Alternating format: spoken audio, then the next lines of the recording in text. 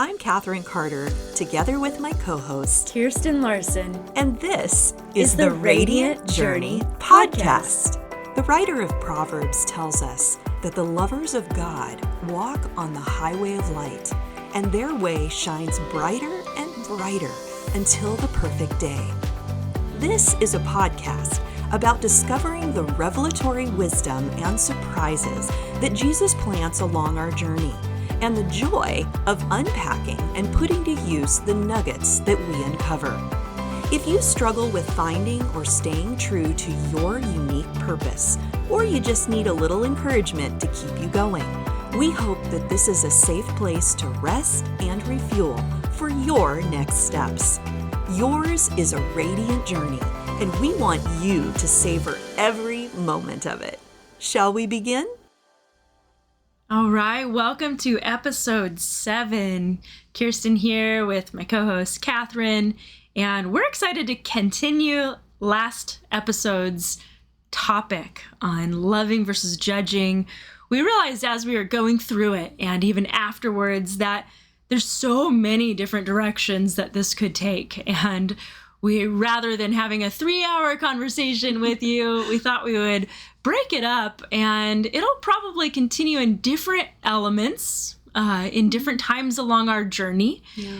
And so today we really had this place in our hearts that we were like, one component of this loving versus judging space is actually personally encountering and receiving the love of God for yourself, and really walking in that. And many people we've talked to over the years, that they find that a struggle. They come to us, right, Katherine, where it just kind of like, I feel like I'm just not experiencing God's love, or I really feel like, I know that there's more and I want to experience that. And they're not, and there's a space about that. And we wanted to kind of look at that from a different angle today. Yeah. I feel like last week we were talking more about how loving versus judging affects our relationships with people. Yeah. And as we like you were saying, as we went deeper into that, we were like, oh my gosh, we're not even really touching on how this impacts our relationship with the Lord.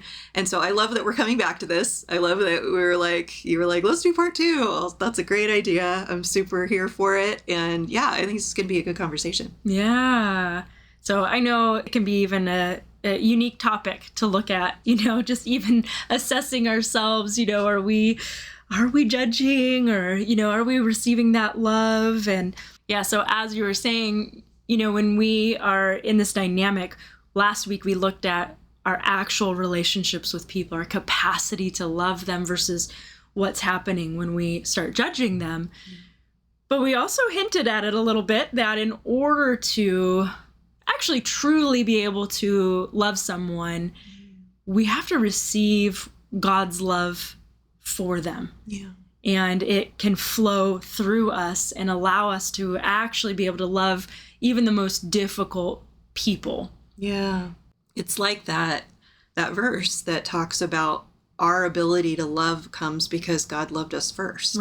Right. And everything that we are able to do that is kingdom has its source, has its motivation, has its inspiration, has its empowerment by the Spirit of God. And that starts with love. Yeah. We are able to even love God because he loved us first. And so it makes sense that if we're going to be able to love other people, we have to be able to receive his love. Right. Isn't that amazing? Yeah. Right. And to receive his love, when you kind of pause in that, it takes me back to that verse that says God is love. Yeah. The Father is love. It's not even a part of his nature. It's not a part of something that he does. It's actually the substance. God is love. And so we come to this kind of little place of, right, if we judge, we will be judged, and we kind of settle in that. And we are not going to go down a judgment path here, but I want to just kind of paint this thought. If I'm having a hard time receiving love from God, it makes me kind of want to pause and go, am I unintentionally, maybe intentionally, but am I unintentionally judging myself for anything and walking in self-judgment and criticism and holding that space, and therefore almost creating a ripple effect of judgment internally that's blocking me from my capacity to receive his love? Yeah.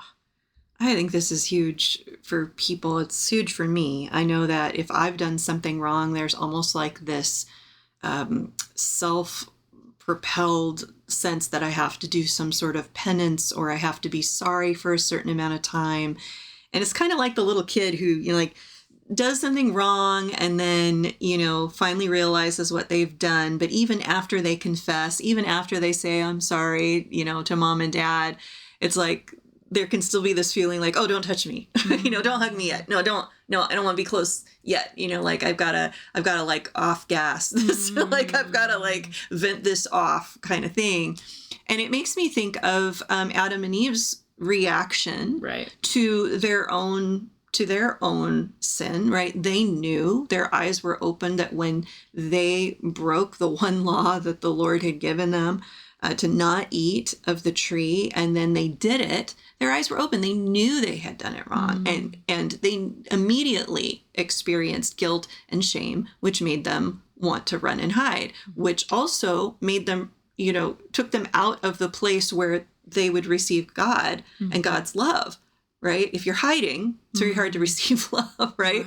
Thank God we have a God who pursues us whenever we're feeling guilty and when we have shame, and he pursues us. But yeah, I think that there's something in us that's just like, I didn't do that right, or I'm not feeling lovable. You'll hear people say that all the time. I think it's a thing. Oh, absolutely. Absolutely. And, I think we all do it unintentionally. Yeah. I think we have heard things over the years, like when we were kids, or, as we grow up and we're around school, or then we become adults and we hear it, different messages spoken in ways that we maybe even misinterpret sometimes. And sometimes we even can read the word and misinterpret God's passionate love for us. And, you think of that example of Adam and Eve, and they could have just run to him and said, oh man, look at what we did. We did it anyways. And, we'll never know the story if they did that, but we know that the heart of the Father is always love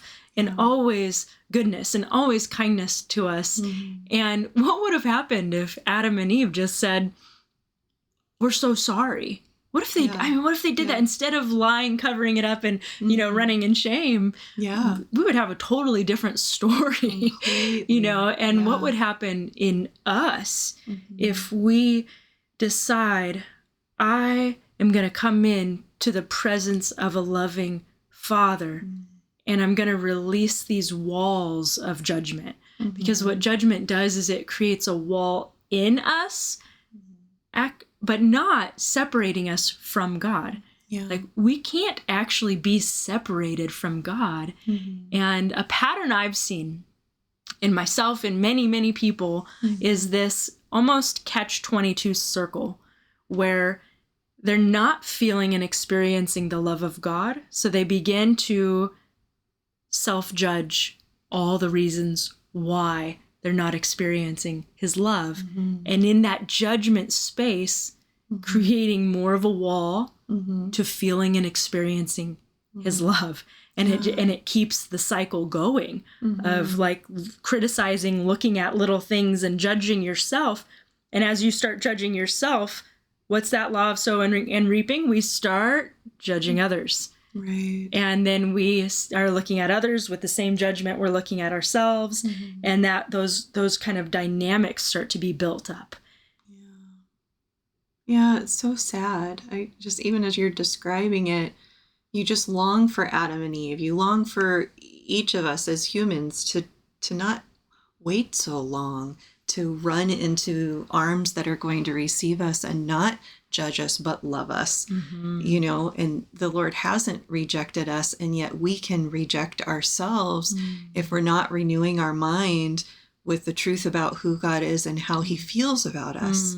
because it's very easy when we begin to judge ourselves, right? We kind of bring ourselves back under the law of sin and death, this idea that, like you said, you reap what you sow, and we start evaluating our lives to see where we've misstepped, where we have broken the rules or not done what we should have or what have you. And before we know it, we've got this whole maze of things that we need to somehow get free from before it's okay to receive the love of God, when we're the ones that are making it complicated. Right. And Jesus is like, hey, I'm right here. Yeah. And I'm not judging you and I'm not condemning you. I mean, one of my favorite verses is, there is therefore no condemnation for those who belong to the Lord. Right. And renewing your mind with that, I think, is what allows us to move quicker towards him. Yeah. But I don't know, what do you tell people whenever they come to you with walls like that? Because I know this is something that we've, pastored, but I know that you particularly have told me stories of how this has happened to you with people. Yeah. What do you tell them? Yeah. Well, I think for me, it goes back to a personal experience that I had where I was actually asking the Lord for business strategies, and I'm a strategist by nature. And so I love strategy. And I kept coming to the Lord in my prayer time and was like, Lord, what's heaven's strategies for my business? And I would just feel this gentle whisper of, Kirsten, I love you. And I remember going, cool, great, God, awesome. What's your strategy for my business? Let's get to business. And I went, that's great. Thanks, God. I'm glad you love me. I love you back too, man. I'm being silly, of course, but, and I would sit there and I would just sit in, silence and prayer. And I had my Bible open and my journal open. That's how I like to sit with the Lord, is, just wherever he wants to speak. And I just, in my journal, jotted down, Kirsten, do you know how much I love you? And I just sat there like, okay, cool. That seems really basic, and that's a genuine response. And this went on day after day. And I actually started getting a little frustrated. I was like, well, Lord, what about heaven's strategies for my business? And, forgive me for laughing, but it's funny now. But back then it wasn't funny. It was like, this is starting to get a little frustrating. Like, God, I know that you love me. I'm good. And one day it hit me, maybe I don't know how much he loves me. And I just thought, maybe this is the strategy for my business. Oh, wow. And I just went, I think I'm not going to get anything else until I get this. And it's there that I really realized how much I was unintentionally judging myself for how much I could get done and how well I could do my business apart from God's love. It was unintentional. It wasn't something I wanted to do. I bring it to the Lord. They say bring everything to the Lord. So I would bring my business to the Lord and he would say, I love you. And it was very, it hit a deep place once I finally paused and just said, okay, let me just sit and receive that love into my heart for who I am and everything I am apart from anything I do. And it changed something inside of me so that I now have a special ear for it. When I hear people judging themselves really hard, but then in the same sentence saying, I wonder if God loves me. I've now seen how intricately they're connected. And that's what this passion for this topic comes from, is this deep place inside of me that goes, oh, would you be willing to let that wall of judgment down inside yourself just for a moment to see how God sees you? He is not sitting there with his finger judging every move you make. And if God, the creator of the universe, is not sitting there judging you, but rather he has this realm of love for you to enter into, why wouldn't you want to enter into that too? Golly, that is so good. I feel like I just want to soak in that truth, because here the Lord is, here's what it does. Here's what it does for me, to be honest. We talk all the time about life, how life is so hurried. Our lives are so full. We're so busy. This is such a common answer when people ask, how are you doing? Oh, I'm busy. I'm busy. I'm busy. I'm busy. And it's like the Lord cut right through all of that. You were ready to go on to the next thing, get strategy for your business, and he cuts right through it.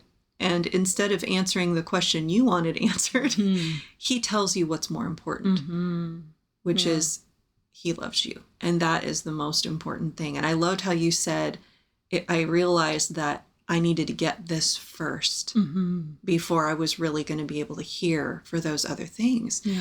And so it feels like what you're saying and what you're offering here is actually something we're extending to you guys as the listeners, which is, have you rushed past how much he loves you? Do you need to just press pause on strategy and what do I do next? And all these other big questions that are important. And I'm sure, I believe truly that the Lord wants to speak into them, but he really needs you to hear and know, taste and see that he's good, that he loves you, that he's not condemning you for the mistakes you made today, that he is not holding something over you, that he doesn't need you to serve penance. That is not him. He got rid of it with his sacrifice. And if you are under the blood, if you're sitting under something else besides the blood, I don't think he wants us to stay there. And I think that's what your story is really just sending home here is, okay, guys, we need to sit with this truth. We need to let it be something we soak in every day. Yeah, it makes me think of that place in Corinthians that says, if we have not love, we're just a clanging cymbal. And what's interesting is that we can essentially be a clanging cymbal inside of ourselves, so that maybe even all the gifts of the Spirit, if you step in walking in the prophetic or trying to read the word or trying to access revelation or strategies or relational things, and you're trying to experience all of the gifts of God without love, it becomes even a clanging cymbal inside yourself. So that access to him, he's always accessible. And we want you to hear this loud and clear. He is always with you. He never leaves you. So in that awareness of him, notice we use very specific words, your awareness of him, your felt connection to his love, those kind of things, because he's there. He is loving you. He has not stopped loving you. But many of these things become a wall internally or sound internally, such that it makes it hard for us to be aware of his love or have that felt sense of his love. That's so true.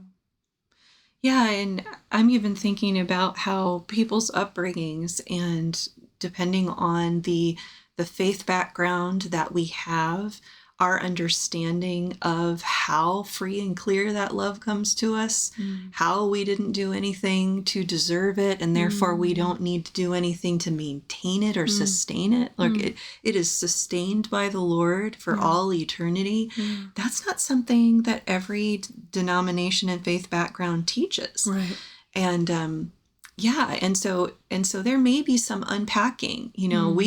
Kirsten and I have both had to do our own unpacking from certain things that we learned that were passed on to us in our journeys. And there may be things in your backgrounds as you're listening to this that you're like, maybe my background was more rooted in the law. And it really was about, maintaining your salvation, and that if you were going to keep in the Lord's, if you're going to stay in the Lord's favor, you had to make sure you did certain things. Otherwise, that love and favor could be withdrawn from you.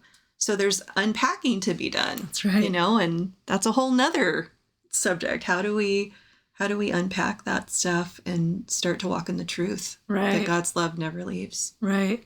That's one of the things we haven't really talked about this much you know a little bit about Katherine and I, that we are coaches and counselors, but we also have been a part of running a ministry school. That it's a part-time ministry school called Southern California School of Supernatural Ministry. It's a mouthful, but we call it SoCal SSM for short.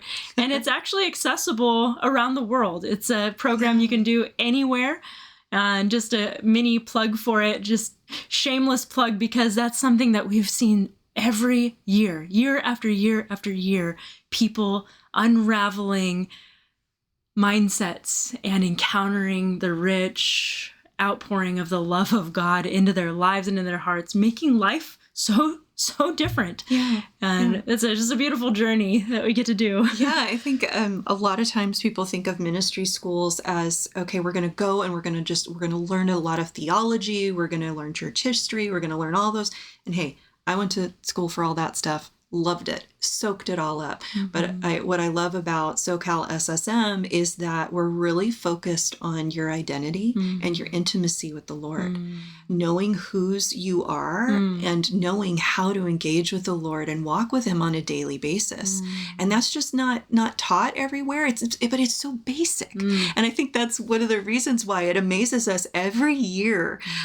These classes come through, and the breakthroughs that the students, especially the first year students, are receiving is, I didn't realize the Lord loved me at all times. Right. I have been feeling so separate from him, and he's right here, right? I feel like, we've heard other students say things like, I thought I had sort of pulled myself out of the running to do anything great for the Lord or anything for the kingdom. Like, I'm just trying to maintain, I'm trying not to make any more mistakes, right? I haven't even given myself a chance to talk about or think about or dream about my purpose and destiny in the Lord, because I'm all tied up in wounds, in hurts and offenses from the past. And that's what we do at the ministry school, is really help people unpack that stuff.